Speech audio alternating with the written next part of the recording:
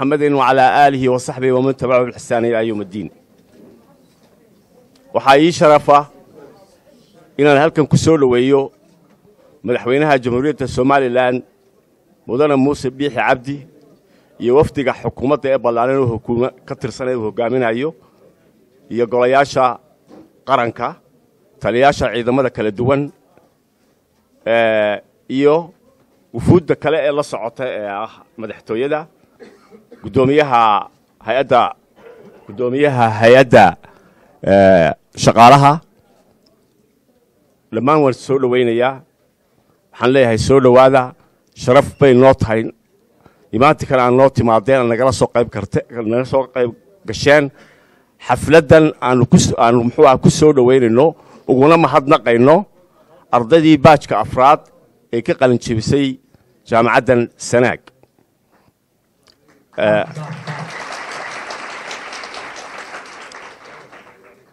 mudane madaxweyne adiga wafdigaaba waa idinka mahadnaqaynaa imaatikiina aan ugu soo sharafteen ee aan noo timaadeen adiga oo muxuu ahaa in badan soo maray dalka oo muxuu ahaa aad iyo aad mataqaanaa muxuu ahaa daalan haddana aad noo timi aad iyo aad baan ugu mahadnaqaynaa sharaf weynna way noo tahay weli wafdi intan la eg oo baaxaddan la eg oo halkan ka soo qayb galayna ma jirina waa kii ugu horreeyey taasi jaamacadda waxay siinaysaa dardar cusub ayay siinaysaa oo ah muxuu ahaa inay hawlaheedii ay waday inay hore u sii wadaan waa dhiirigelin weyn ayaanu maanta idinka helnay mudane madaxweyne jaamacadda waxaa la aasasay muxuu ahaa 2009 laakiin muddo gaabanba waxa weeye way shaqayn weyday sababtoo ah dhaqaale darro awgeed waxaa dib haddana loo sameeyey 2011 waxaana lagu bilaabay 3 class oo qolada ay soo dhistay dibaddu ama jaaliyadda dibadda gobolku ay soo dhiseen madaxweynihii hore mudane Siilaanyo ayaa isaguna wuxuu dhisay 3 class oo kale iyo hoolkan maanta aynu joogno ee xafladda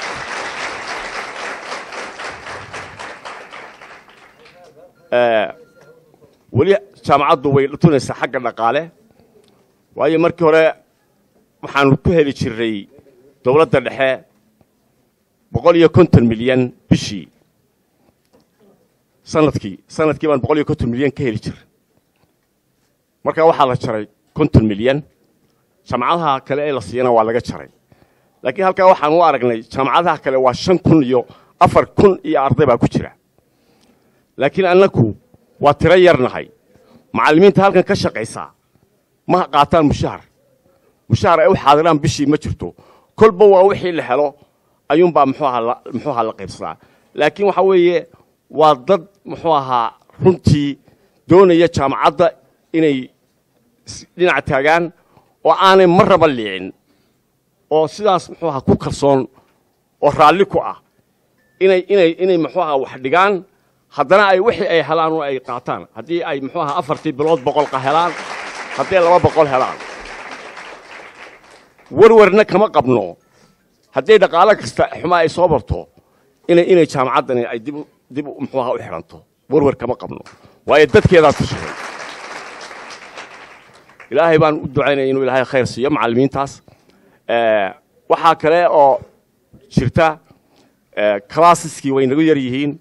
halkaas مثلا كلاسك caafimaadka ama health science oo kale ilaa 5 qaybood buu qaybsan yahay 5tii qaybood way kala baxayaan waana 6 class qolaas qula 5 muxuu ahaa qaybood u kala baxaysa marka kaasi waxa weeye uu yar waxaan u baahanahay dhismo ballaaran oo muxuu ahaa class ah iyo labs baan u baahanahay xafiisyada waxa weeye ma jiraan muxuu ahaa halkaas meel yaroo muxuu ahaa debwaagta la dhigo oo library loogu tala galay waa isaguna aan library weyn aan ahayn oo muxuu ahaa ayaa haddana waashmaan kula seexdaa annagana xafiis noo ah laba xafiis baa loogu tala galay markii hore mid waxa weeye waa qabyo muxuu skeleton-kii wuu dhisan yahay laakiin finishing-kii buu muxuu ahaa la'yahay midna waa seesan yahay xafiisadana waxa weeye sidaas weeye oo xafiis bana waxaa noo xafiisaa library-ga isla meeshaasna hurda u ah oo kidligu yaallo oo muxuu ahaa gogashu taallo muxuu ahaa uu waashmaanku ku seexanaya ayaa iyaduna muxuu ahaa jirta mudane madaxweyne waxaa kale oo madaxweyne hore na siiyey 2 bas halkan waxa weeye waa aad iyo aad bay u qabowdahay markii qabowga badan ee December iyo waqtiyahaas ay gaadhaan ardadu waxa weeye waxay goor dambe way habsaamaan waxay yimaadaan goor dambe waxay naga caawiyeen inay ardada ka soo guraan magaalada ay halkan keenaan isla markaa waqtiga roobka had iyo jeer gelinka dambe labada markay tahay ayuunba halkaa daalo ayuunbay daruurtu mataqaana ka soo horeysaayo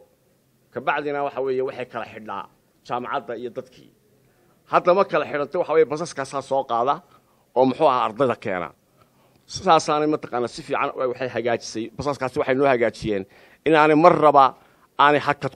ku dhicin jaamacadda maayarkuna wuxuu noo iibiyey nooha ayuu noo iibiyey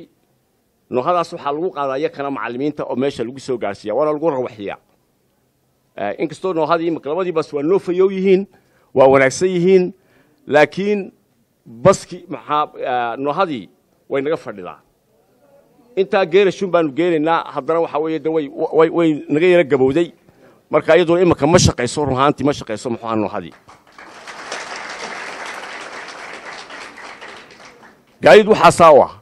aniga oo ah guddoomiyihii jaamacadda anigu waan lugeeyaa markaan hargeysa dhulkaa qabanayana waxaan raacaa bari iyo galbeed dadkaygaasaan la mid ah marmar baa la yidhahdaa hargeysa gaala jaamacadaha shirayo waxaanu ku tagnaa anna kuma haynaba gaadhiba maba lihinba mataqaana kuma tagno marka taasna waxa weeye gaadiidkuna waxa weeye caynka waxa weeye deyr ma leh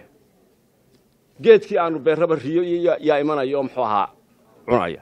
security-giina de waa maxaa weeye waa isaguna maaragtay ama qalabkii iile ee dee jaamacadduna isna halis buu ku jiraayo dee meeshii markay tahay mataqaana meesha cidlada ah yaa waashmaankuna meel buu ka gelaya dee dhaxanta oo maxaa weeye dhaxantii dibad muxuu ahaa uma joogi karo marka xag security ahaanoo jaamacaddaana waxa weeye waa runaantii dee waa dhibteeda dhinaca kalena waxa weeye geedba waa noo bixi waayo hadda waxa weeye alla khayr ha siiye afhayeenka madaxweynaha ayaa taar noogu soo xidhay inaa aragteen muujiye taarkii yaroo dhirtii noogu soo waxaan jecel lahay cid kastoo irbad dhuub noo gelisa inaan xusno oo aanan ilaawin